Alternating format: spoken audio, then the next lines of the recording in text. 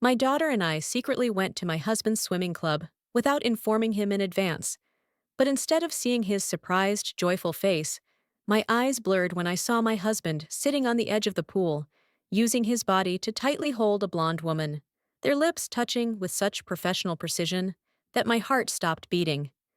I was about to scream right then and there, but I couldn't, not with my daughter present. I pulled her hand and turned her away before she could see that awful scene and said, "Let's go, sweetie. Your dad is practicing breathing." But I already had a different plan, one that would make them tremble. My name is Kimberly Roberts, 38 years old, Regional Sales Director for BMW Midwest, living in Bloomfield Hills, Michigan.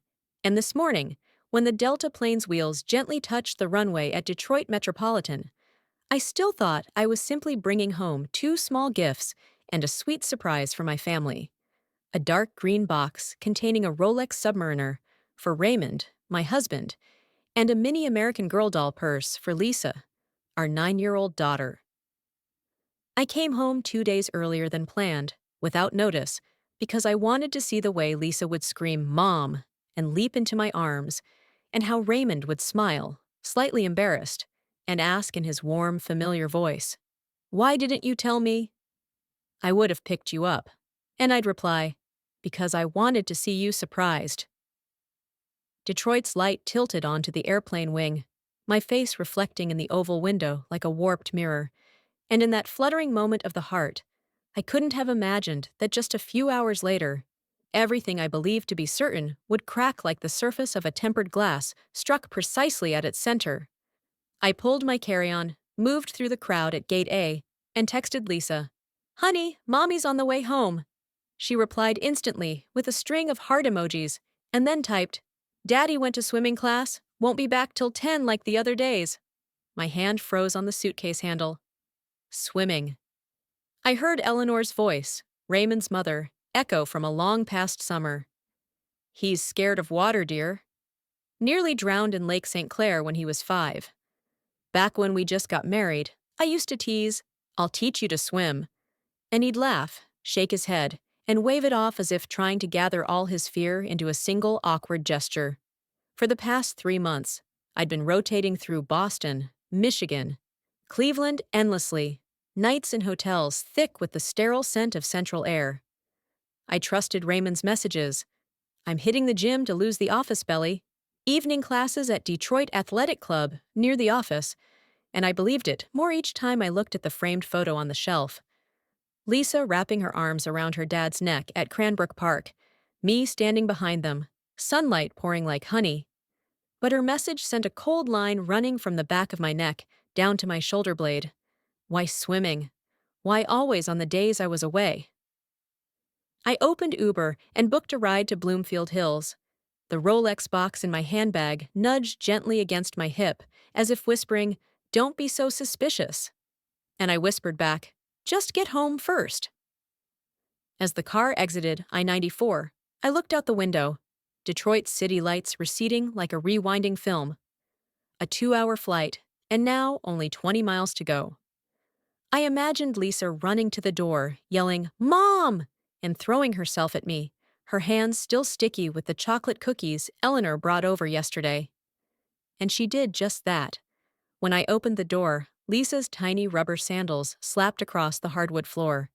She rushed over, beaming, "Daddy's at swimming class, won't be home till late." "You're early." I hugged her, her hair smelling like green apples. "Yes, I came home 2 days early. Let's go out for dinner, a really nice one." One thought filled my head. If Raymond was really at the Detroit Athletic Club like he said, why not take Lisa there, have dinner, and surprise him? A small, sweet plan, enough to dissolve that prickly feeling tapping at my chest. I changed jackets, tied up my hair, and drove the freshly washed BMW A7 out of the garage.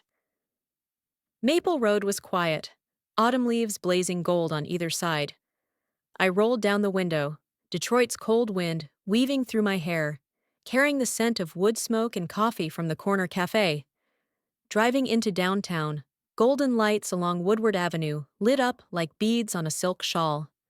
I smiled, imagining Raymond's surprise at seeing us in the lobby, Lisa holding up her new purse, and me handing him the gift box he'd always wanted.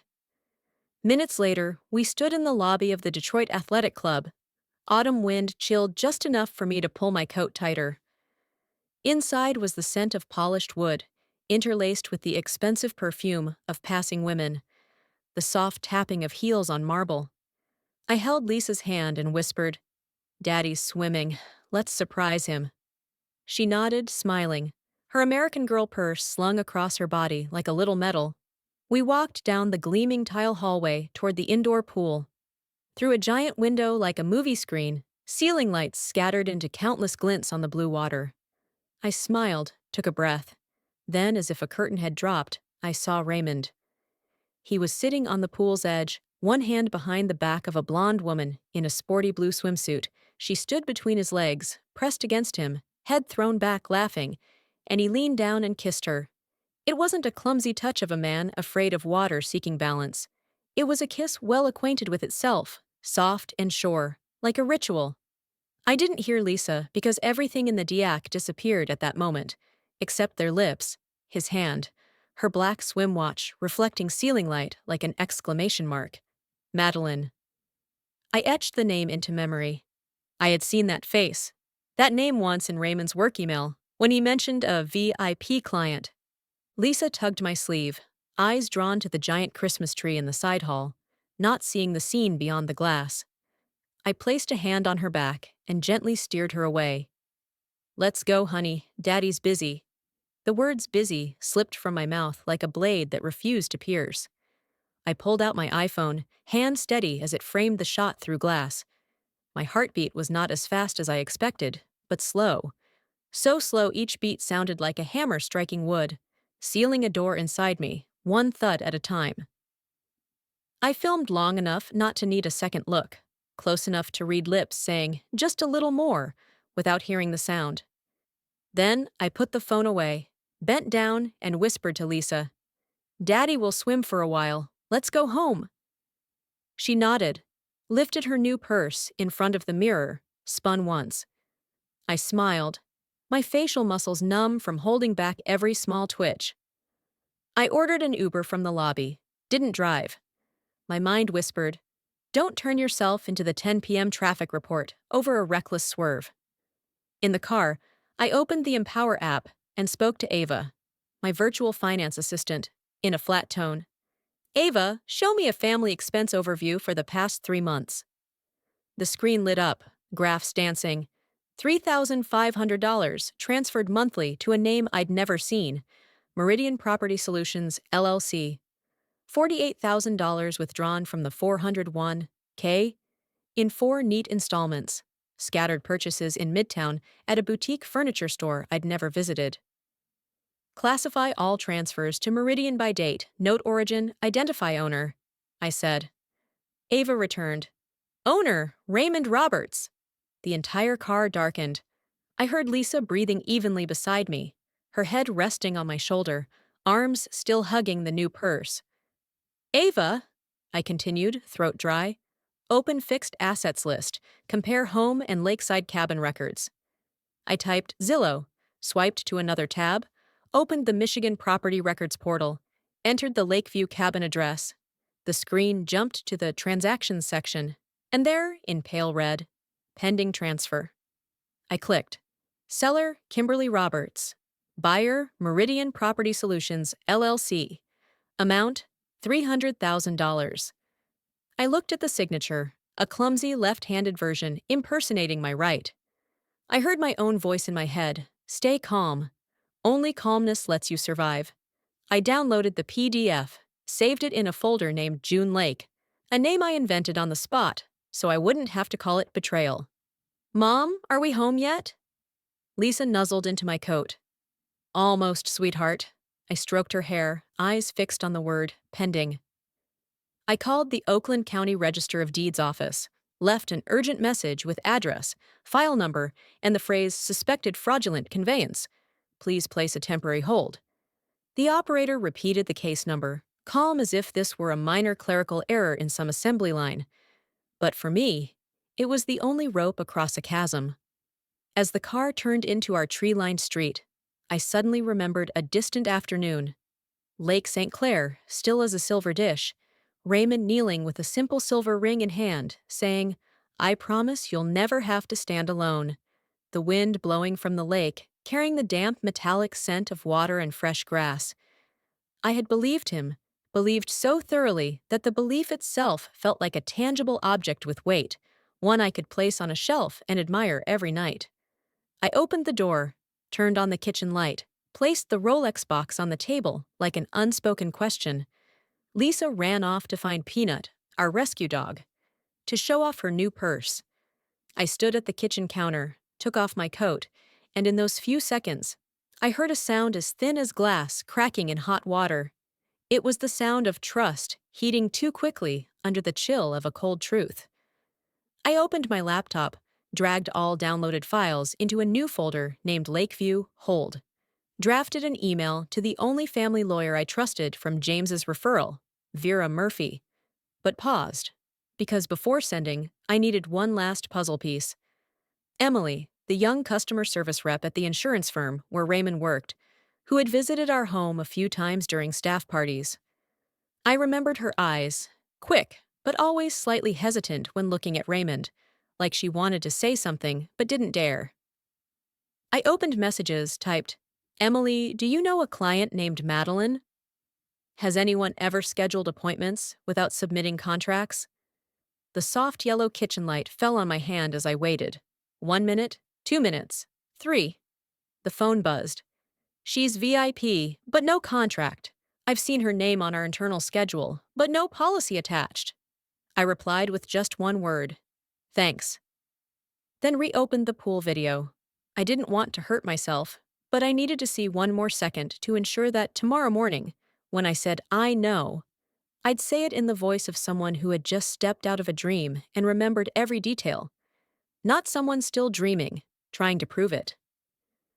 Outside the window, the silent rooftops of Bloomfield Hills stood like a frozen set, and I saw myself, a woman just landed, luggage tag still dangling from her suitcase, already having to put away the box of his dreams and make a phone call she never wanted to make.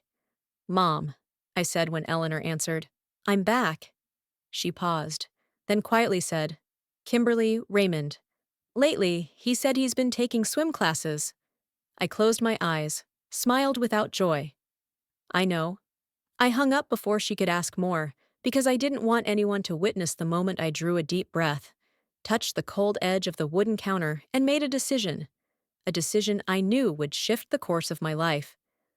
Less than an hour from now, I would look Raymond in the eyes, place the Rolex box between us, and say that I had learned how to swim, even if he still feared the water.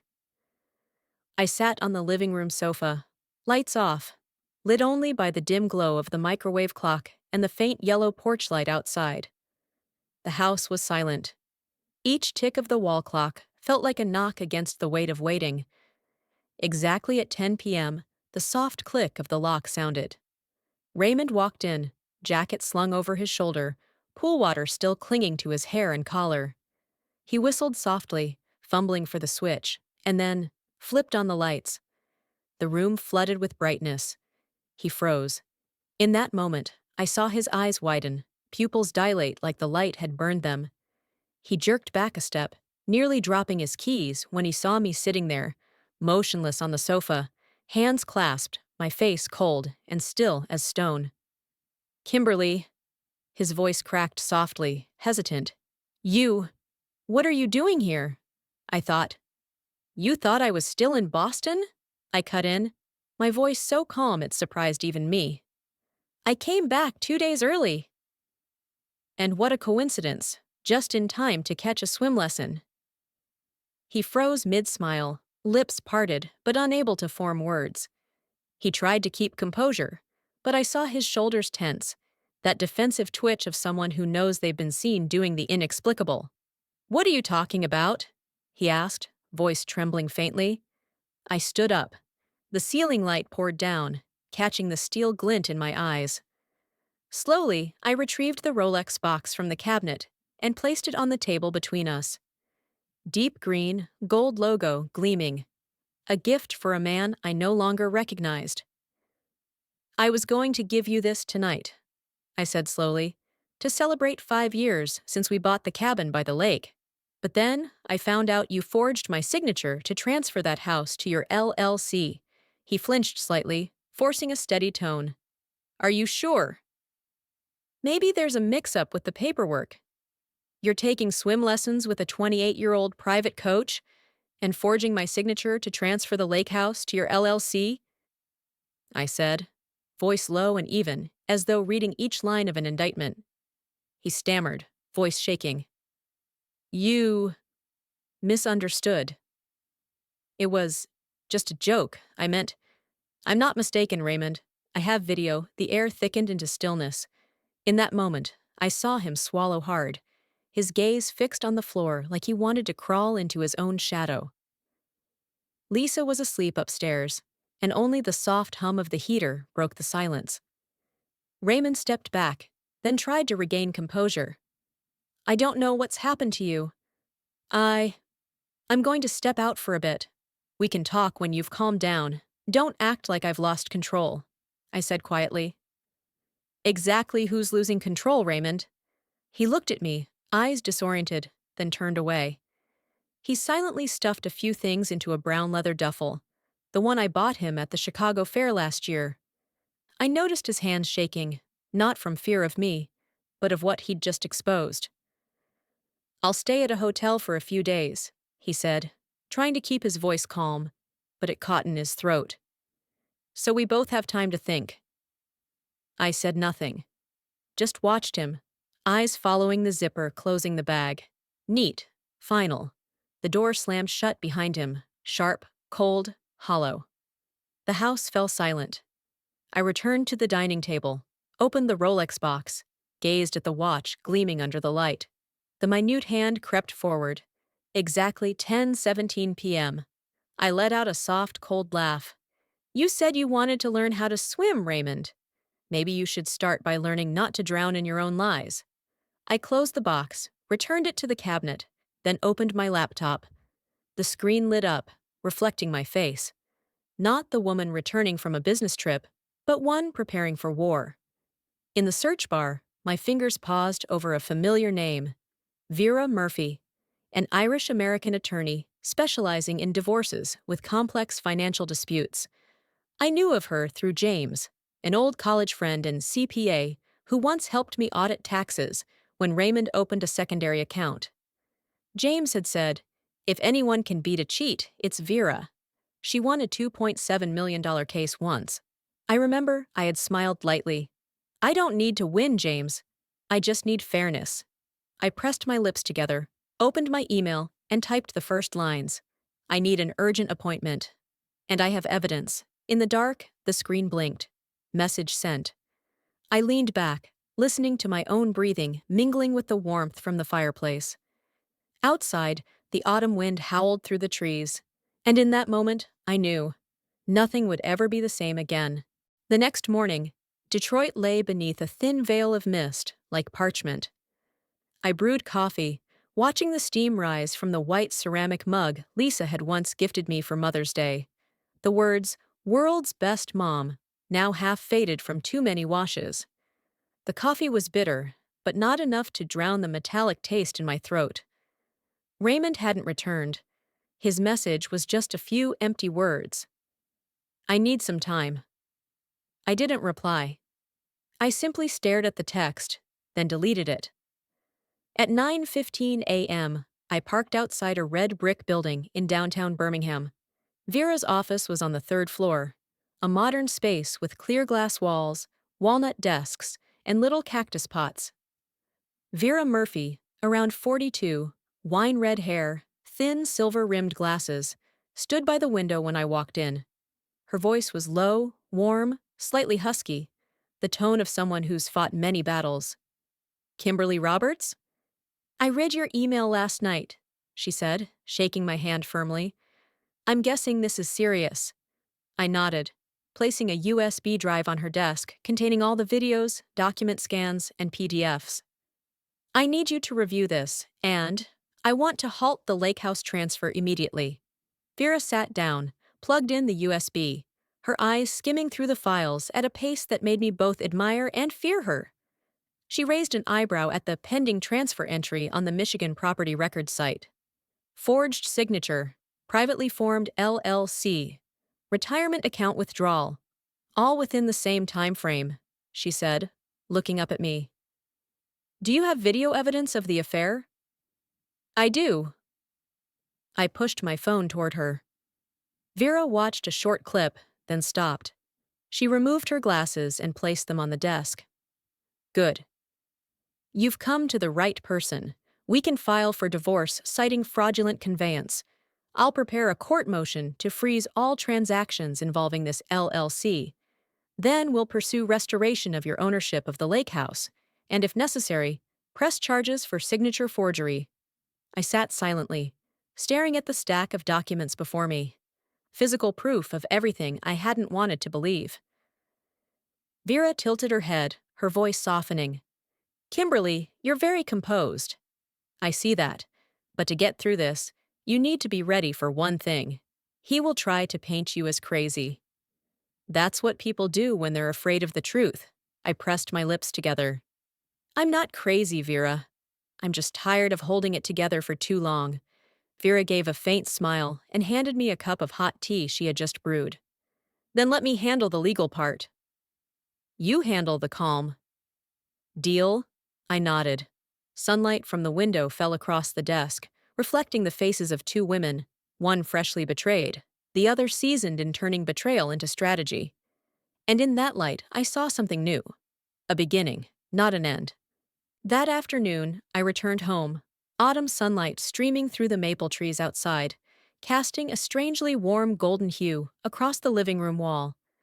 Lisa was doing her homework while I sat in the study, opened my laptop, and saw a new notification. One attachment from Emily Sanders. Emily, the young assistant who once worked under Raymond in customer support, had kept her word. I opened the email. The first line read, Kimberly, I'm sending you the contract copy and internal emails between Raymond and the sales team. Please don't tell anyone it came from me. I'm scared of being found out. I inhaled deeply. The attachment contained a thread of emails between Raymond and a group of staff. He had unilaterally altered the terms of insurance contracts, added fake service upgrades, and collected direct commissions from clients. The total amounted to nearly $88,000, distributed across secondary accounts, including Meridian Property Solutions LLC. I sat still for several minutes, listening to the wind outside the window. Each email, each line, each figure was a precise cut. The man who once held my hand and promised, I'll never let you stand alone, was now living off the money of his clients, of mine, and of his own daughter. I called Vera via Zoom. She studied the documents on screen, nodded, her tone calm. This is clear evidence of insurance fraud. But we won't send it directly from my office. It'll come from you. Anonymous report. I opened the official website of the Department of Insurance and Financial Services, DIFS, Michigan's financial oversight agency. Vera guided me through each field. Type of violation, misrepresentation in policy, description, altered contracts for personal gain. When I reached the anonymous reporter section, I paused, staring at those words for a long time. Part of me wanted to sign my real name, to stop being afraid. But Vera spoke gently. Justice sometimes requires temporary silence. Let them speak first. I nodded, hit submit. The screen displayed a green message. Your report has been submitted successfully. Case reference DIFS-FRA-27418. A soft sound pinged, the confirmation. But to me, it sounded like the latch clicking shut on an old chapter. I leaned back in my chair, staring at the ceiling. The sun had set, the room bathed in red dusk. Lisa called from the next room. Mom, what are we having for dinner? I smiled faintly, my voice oddly steady. Pizza, sweetheart. Tonight I want something simple. I shut the laptop, stood up, and walked toward the kitchen. Inside, the soft orange light of the oven glinted off my hands. And I realized, even the simplest acts, like placing a pizza on a tray, could be gestures of freedom. Somewhere across the city, Raymond was likely still sitting in his hotel room, unaware that the first wave had already begun. And me, I was, for the first time, beginning to take control of my own story. 3 days later, the wave I had set in motion began to spread. On Monday morning, as Raymond stepped into the downtown Detroit insurance office, the receptionist called out, "Someone's here for you! Court papers!" He turned around, barely had time to react before the process server, dressed in a gray suit, voice firm, placed a manila envelope on the desk. "Raymond Roberts?" "Yes, that's me." "You've been served with a divorce summons from the Oakland County Court. Please sign here to confirm receipt." The lobby fell utterly silent. Colleagues passing by glanced over, pretending to be busy with phone calls or documents. Raymond signed, his hand trembling. He tore open the envelope, reading the first line. Petitioner, Kimberly Roberts. Below was a list of civil offenses: marital asset fraud, signature forgery, concealment of income, and a court-issued order, dated that very morning, to freeze all accounts under Meridian Property Solutions, LLC. That afternoon, my phone rang repeatedly. I let it go to the fourth ring before answering. Raymond's voice was shaky. "Kimberly, I just made a mistake. I never meant to hurt you." I stood by the window, watching tree shadows stretch across the walkway. The late daylight filtered through the blinds, cutting my face in two, half lit, half in shadow. "It wasn't a mistake, Raymond." It was calculated silence on the other end. I heard him breathing, short, panicked, like someone grasping at something already lost. "I need your forgiveness," he said. "I've lost everything: my job, my reputation, even my daughter." I cut in, my voice calm as a still lake. "What you lost wasn't because of me. I just brought light to what you tried to hide a few seconds past." Then his voice dropped, barely a whisper. "What do you want, Kimberly?" I glanced at the watch on my wrist. Not the Rolex, just my old Seiko, still ticking steadily since 2015, the year we bought the lake cabin. "Justice," I said. "Just justice." I hung up, then stood there for a few minutes, letting the silence fill the room. On the table sat a cooled cup of tea and the file Vera had returned that morning. Divorce filing, Case 3247B. In the corner was a handwritten note from Vera. "Keep calm. We are ahead." I smiled faintly. Out on the porch, Lisa was drawing with sidewalk chalk. She sketched a small house with a red roof and a woman standing by the door, holding the leash of a tiny dog. I sat beside her without a word, just watching that drawing, and I knew everything was moving in the right direction. That night, after Lisa had gone to bed, I cleared the dining table, stacked Vera's files neatly, and was about to turn off the light when the phone rang. The screen read, "Eleanor." I hesitated a few seconds before picking up. Her voice was hoarse, trembling, laced with sighs. "Kimberly? Are you all right?" I leaned against the kitchen counter, looking out the window where the porch light cast a glow on the glass. "I'm okay, Mom. Everything's being handled." On the other end, she was silent for a while, then softly said, 3 months ago, Raymond asked me to put the lake house in my name. He said it was to avoid property taxes. But when I looked at the papers, something felt wrong.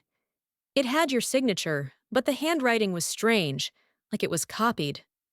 I refused, Kimberly. I knew I shouldn't sign. But I didn't tell you. I was afraid it would ruin your marriage." Her voice cracked, like someone who had carried guilt too long. "I should have told you sooner."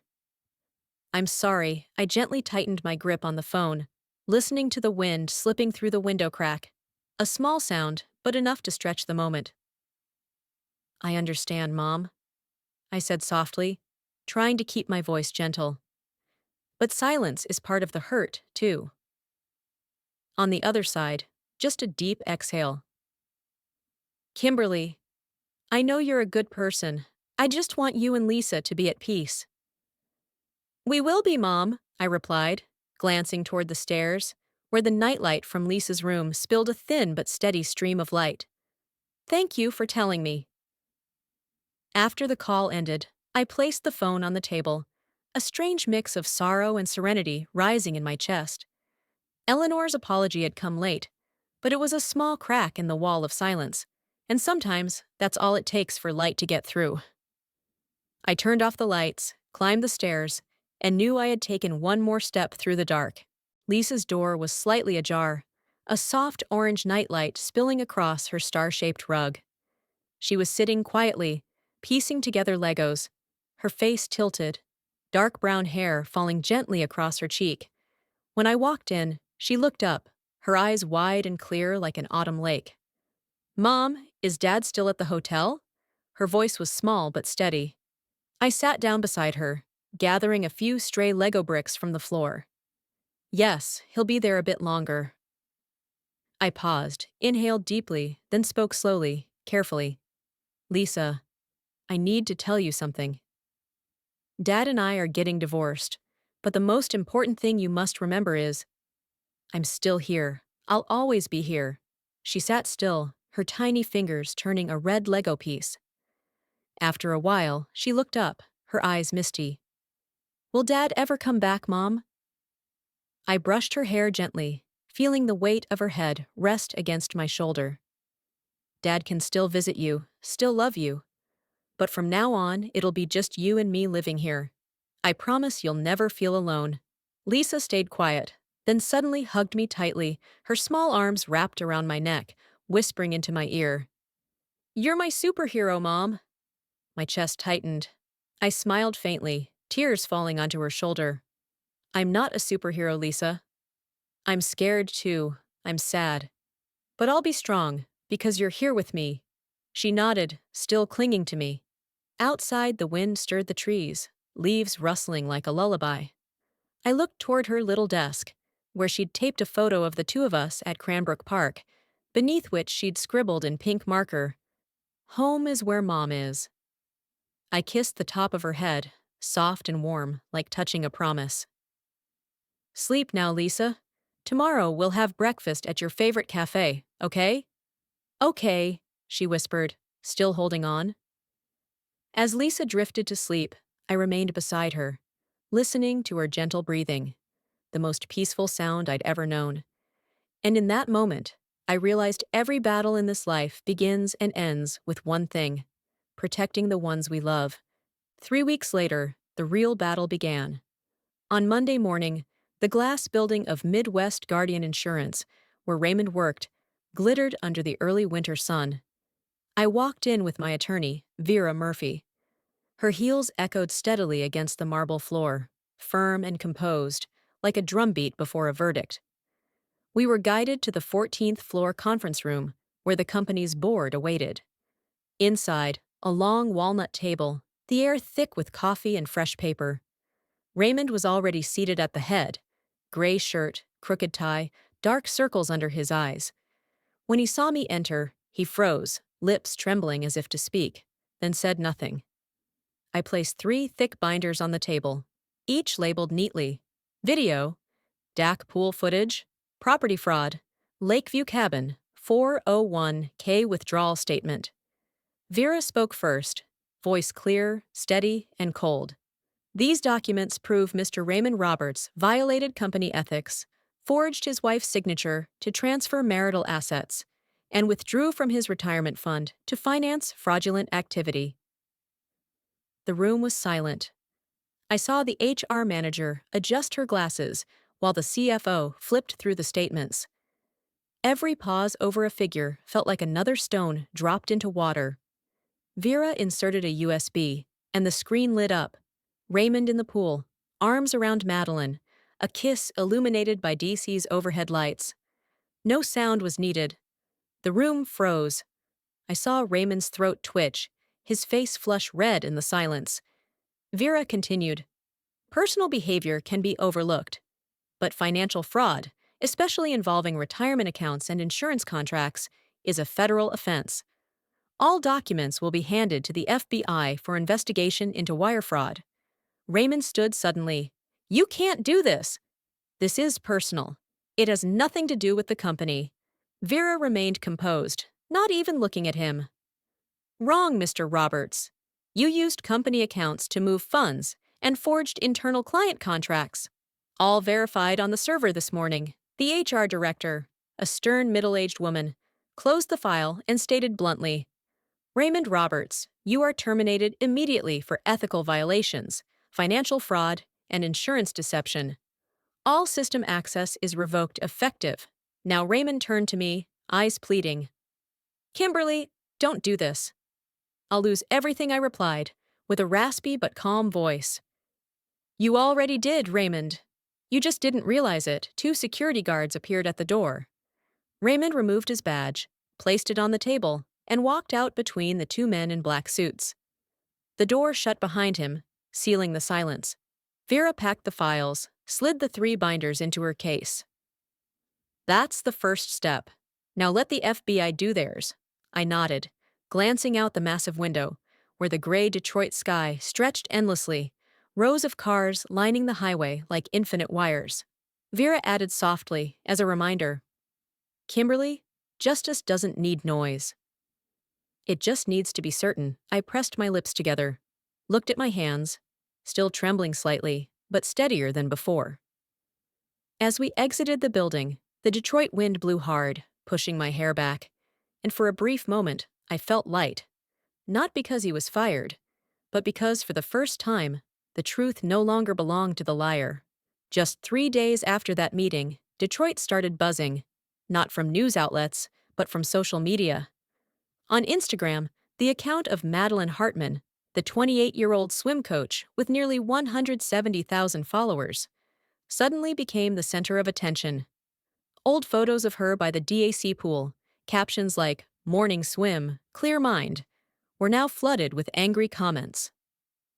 An older American woman, maybe my mother's age, wrote, You swim with someone's husband.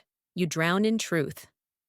That post alone got over 12,000 shares in one day.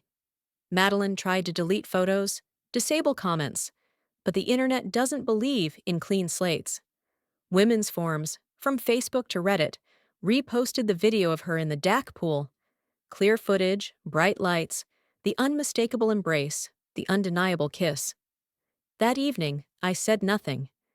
I just sat by the window, chamomile tea cooling in my hands, scrolling through headlines.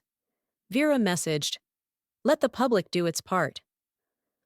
Sometimes justice comes with its own hashtag. A week later, the landlord of Madeline's Midtown Detroit apartment issued a termination notice.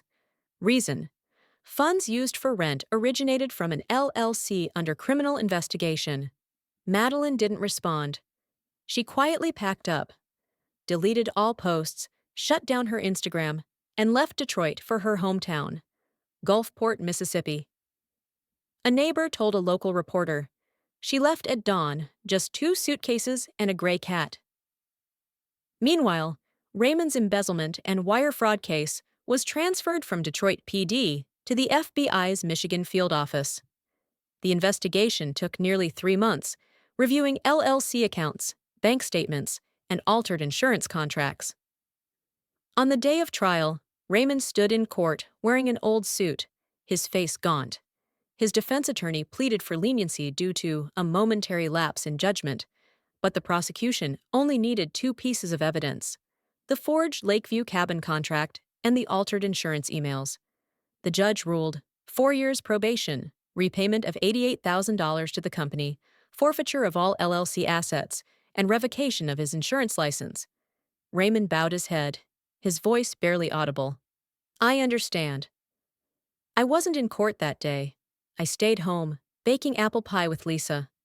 When Vera texted the verdict, I stared at the screen a long while, then replied, Thank you.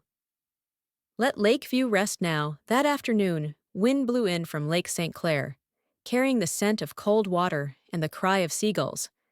I opened the window, took a deep breath. There was no feeling of victory, only a stillness as deep as water after a storm, the kind of stillness that costs more than it gives. Lisa came in, hands dusted with flour, holding a freshly baked pie. Mom, can I write your name on the crust? I nodded, smiling. Of course, sweetheart. Can you add the word freedom, too? She giggled, pressing a toothpick into the sugar crust. carving out each messy but clear letter. Freedom. In the end, freedom didn't come with courtroom applause. It came in the scent of apple pie and the laughter of a child. And yet, when winter sunlight streamed through the window the next morning, I felt an unfamiliar void. No more arguments, no more lawyer emails, no more midnight texts from Royce. Only silence. And in that silence, sometimes I heard my own voice again. Tired, but alive. One Thursday afternoon, I drove nearly an hour to the Ann Arbor Community Center. Every Thursday, a group of women met there, the Divorced Women's Support Group. No billboards, no speakers. Just a beige room, folding chairs in a circle, and faces that wore the same tired hope I did. We shared names. There was a silver-haired woman named Marjorie, divorced after 28 years.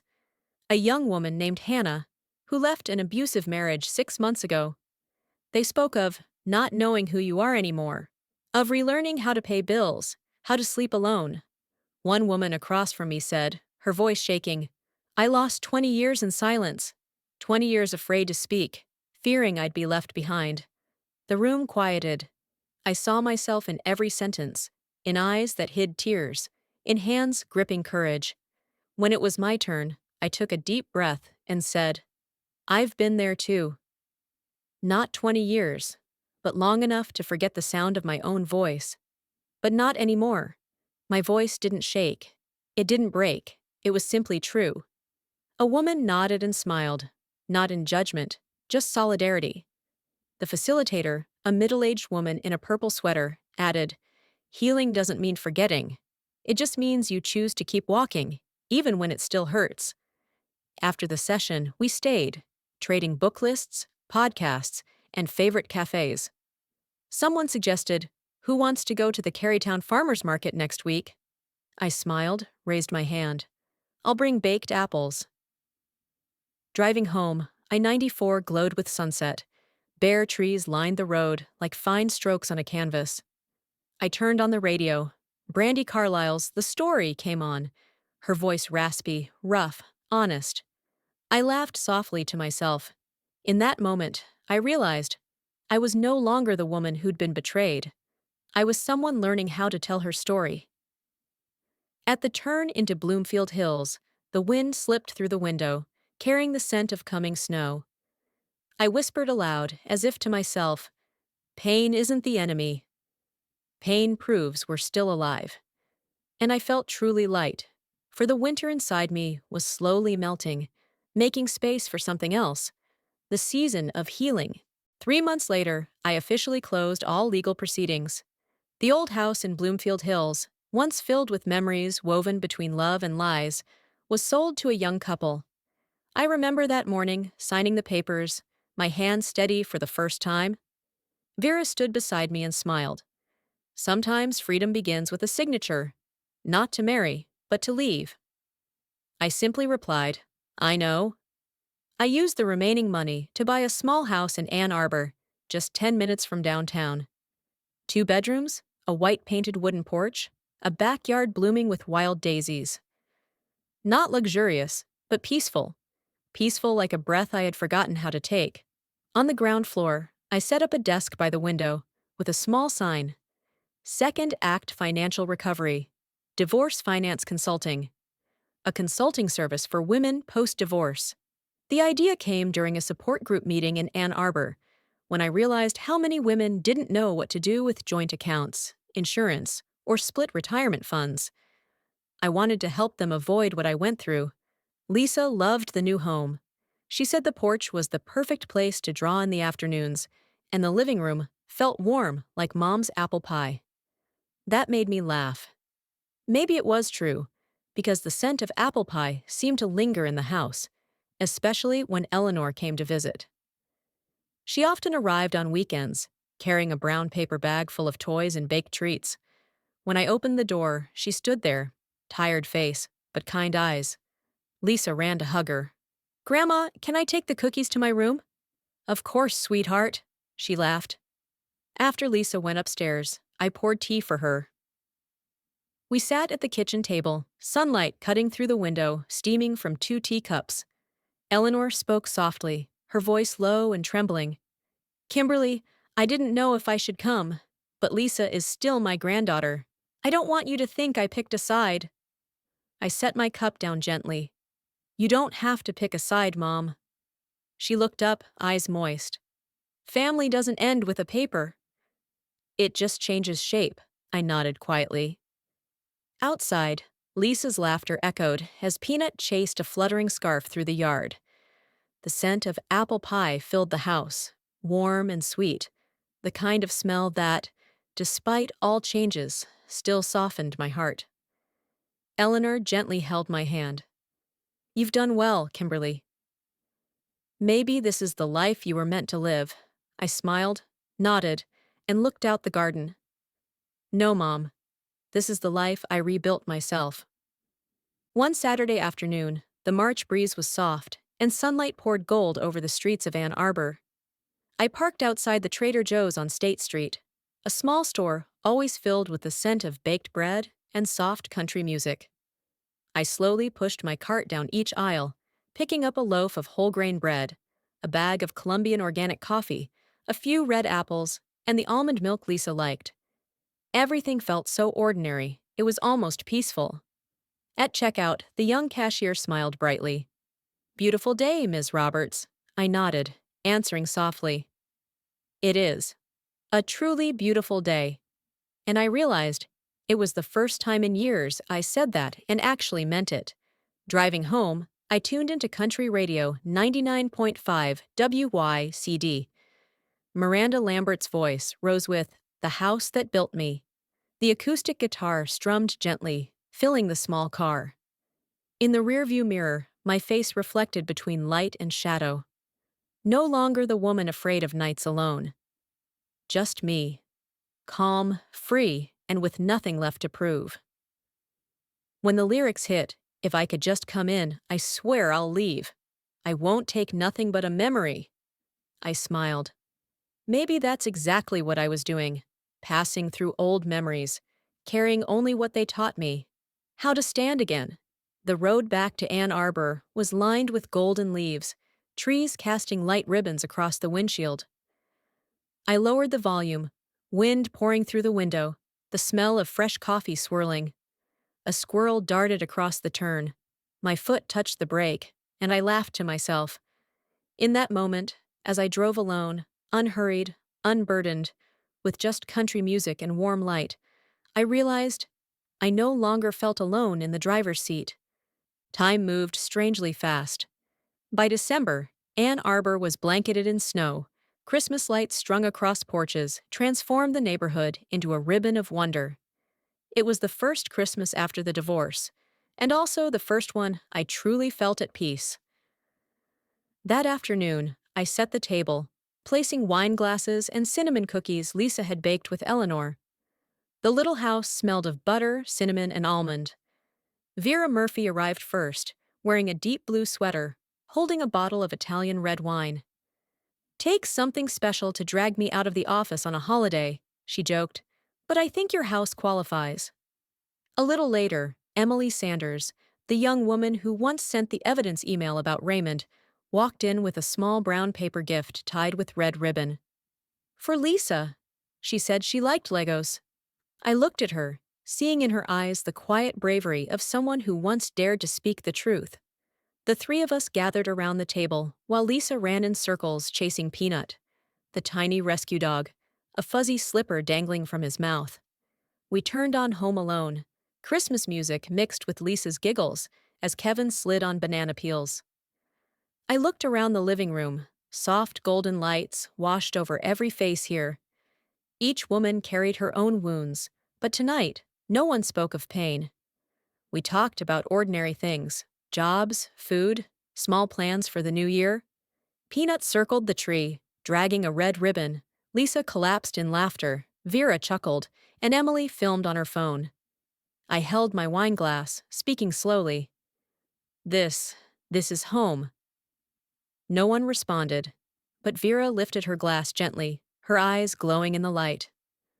Outside, the snow fell slow as breath, coating the porch and windows. Inside me rose a new feeling, Not loud joy, but the deep warmth of a survivor who found her own light. Lisa leaned on my shoulder. "Mom," she whispered, "I think Santa will definitely find our house." I laughed, kissed her forehead.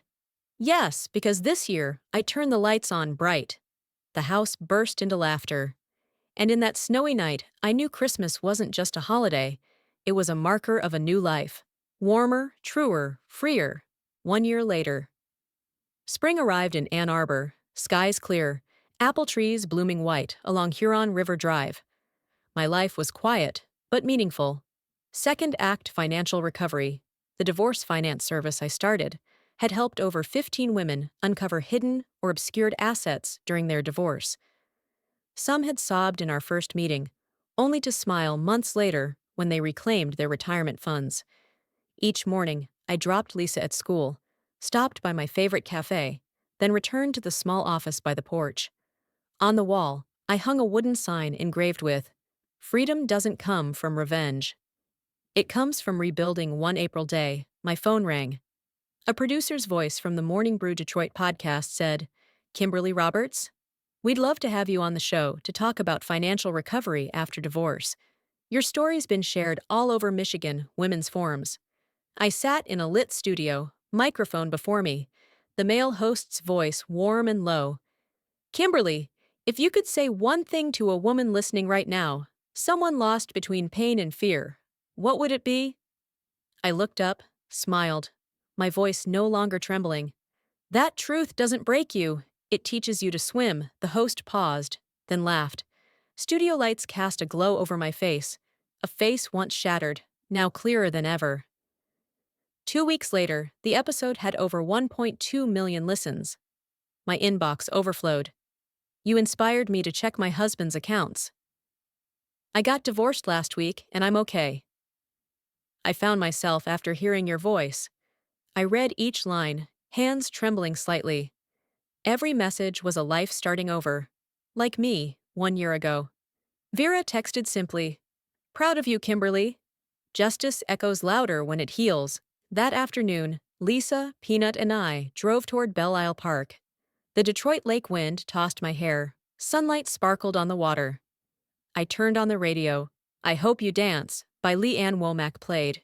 Gentle yet strong. Lisa sang the opening lines.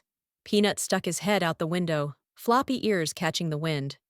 I smiled, hands on the wheel, heart at peace. My voice, not a monologue, but a whisper, joined the music. He drowned in lies.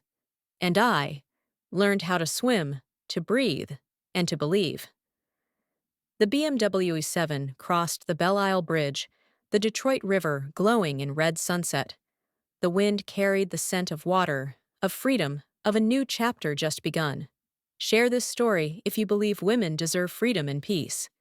Don't forget to hit like and subscribe to hear more journeys of courage and rebirth.